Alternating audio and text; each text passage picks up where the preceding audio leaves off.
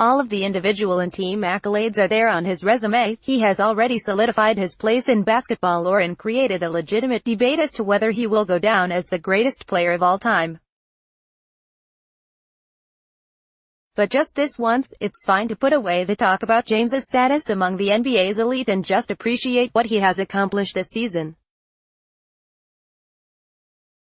Sunday night in Boston, James added arguably the most impressive chapter to his legacy. In what could go down as the most trying season of his career, James somehow managed to drag a very average, inconsistent Cavaliers roster, perhaps the worst supporting cast of his NBA career, though the 2006-07 Cavs would like a word here, to a fourth consecutive NBA Finals appearance. Just think about everything that went wrong along the way. The season began on a very sour note for Cleveland. The departure of former general manager David Griffin ultimately played a significant role in Kyrie Irving demanding a trade last summer. Then, the Irving deal with the Celtics, executed under new GM Koby Altman, who earned plenty of praise at the time, turned out to be a total disaster for the Cavs. Isaiah Thomas was a shell of himself after returning from a devastating hip injury. Jay Crowder never fit quite right. The coveted Brooklyn pick fell to number 8 in the lottery. But the Cavs weren't done making moves yet. Altman was forced to overhaul the roster again at the trade deadline, send out Thomas and Crowder plus veterans Dwayne Wade and Derrick Rose, bring on George Hill, Jordan Clarkson, Larry Nance Jr. and Rodney Hood. Just a quick refresh only 2 months before the playoffs. Normal stuff for a supposed contender.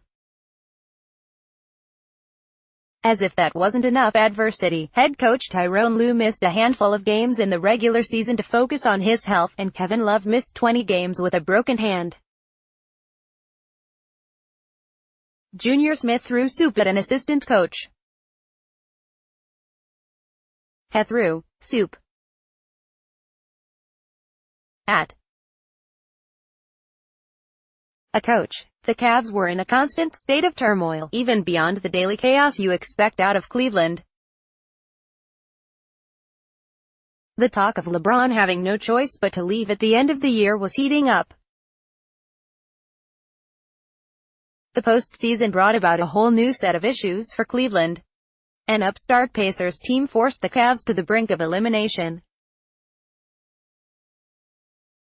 The only thing that kept Cleveland from an embarrassing first-round exit. 3 40-point games from James.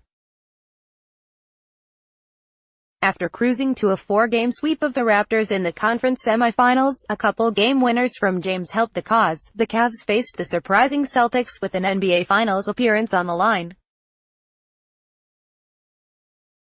Following 2 blowout losses to open the series, James averaged 35.6 points in games 3-7, including lines of the 9th of November 46 and 3-5, 1-5-9 in games 6 and 7, with Love sidelined for all but 5 minutes of those contests. We have come to expect superhuman performances from James at the biggest moments. His greatness creates an unfair expectation not just for him, but for other stars across the league. And yet, he keeps delivering, after playing all 82 games in the regular season and more than 54,000 total minutes in his career. For James to navigate this Cavs team to another Finals appearance is nothing short of miraculous. The Cavs have been hard to figure out all season long. Sweep the Raptors, and they're back to business.